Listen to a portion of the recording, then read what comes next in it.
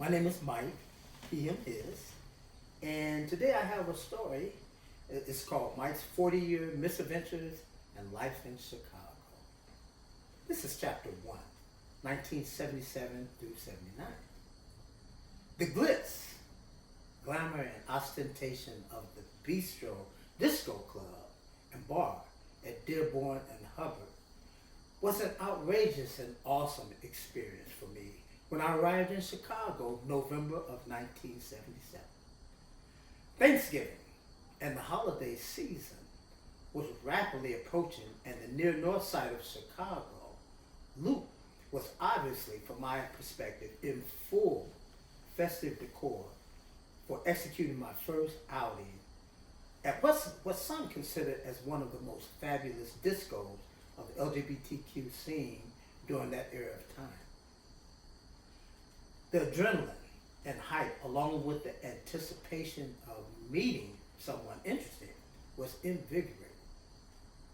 However, I was a bit afraid, but still willing and ready to take a chance, ask someone to dance, and see if I could cause and stimulate some handsome man into taking my hand for a fun and exciting excursion. If any of the patrons at the bistro were watching me as I entered the club, culture shock was probably obvious in my eyes.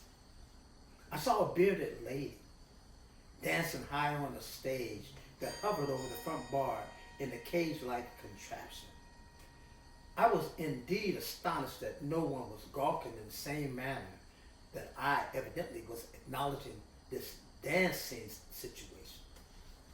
Nonetheless, most of the patrons seemed to be flowing toward the left into the entrance of a huge dance floor that was jam-packed with dancers jacking like wild individual dancing and furiously jamming to the pounding of Do the Hustle. It seemed as if certain groups of folks knew one another and that I was the only one totally alone. But after a couple of beers, I had grown accustomed to the atmosphere and gathered enough courage to ask someone, Billy, to dance. Billy Bedell was just what I needed at that particular time. We had a great time, even so, but was much harder to garner a conversation and meet someone specifically compatible to my laid-back personality. So, I settled for my newfound potential friend and decided to leave the bistro with Billy, a 5'8", dark-haired, tan, hot to trot, Native American who had a beautifully displayed ivory smile. He had just recently arrived from Buffalo, New York, the year before in '76, so he was a relatively newbie like me. So we eventually took off from the bistro and started cruising around Clark, Dearborn, Hubbard, Grand, and near north vicinity to see what other bars and clubs were around the area. The new flight was our next stop. Culture shock of another magnitude exposed itself. In the new flight, there were younger men, actually teenage boys, all over the bar who couldn't possibly be 21 years old. Little did I know at the time that Illinois' drinking age laws allowed 18-year-olds to enter such establishments. A significant number of these young guys were not even 18, but were allowed to enter as little cute street hustlers.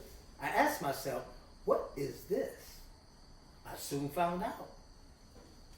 Billy and I wandered those streets during that particular November weekend, came upon a few curious places to check out, and ended up at a place called O'Banion's near Clark and Grand Street. O'Banion's was like a Star Wars bar. Trans, drag queen, punk leather guy, pimp, hustler, and all sorts of street people were on the scene. I was advised to be careful and to watch myself. I was especially advised to stay away from those drag queens because supposedly they had razors in their wig. But I didn't believe or understand that. It seemed like an urban myth to me, especially after seeing how much fun and entertaining they were at the Baton Show Theater, which was located in that same area of Clark Street. I did not know it at the time, but I should have been more concerned about the danger of predators like John Wayne Gacy, who was slithering around the near Northside Loop area during that time in 1977. In short, after leaving Billy that night in November of 1977 and continuing into the night on my own, my money was suddenly gone. And I was not exactly sure who or how I got hustled. After some thought, I think someone pickpocketed me or stole my change off the bar while my attention was turned away. But I was so inebriated that I didn't notice, and I ended up stranded in the loop at 4 a.m. in the morning.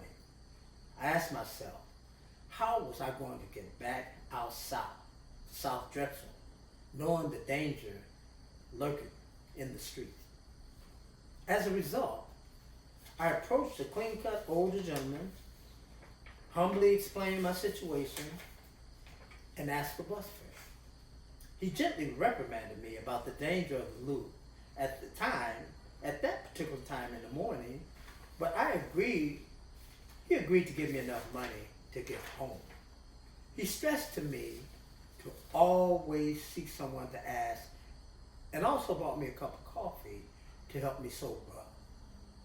Over the years, I've always appreciated that kind of looking out and unexpected kindness on the street. Here in December of 2020, it has been more than 4 decades since my first urban exposure to gay life, and a significant portion of it was not pretty. Now, I somehow am settled, even somewhat retired in Chicago Uptown, and recognize that I have survived the asphalt jungle and had a reasonably successful career.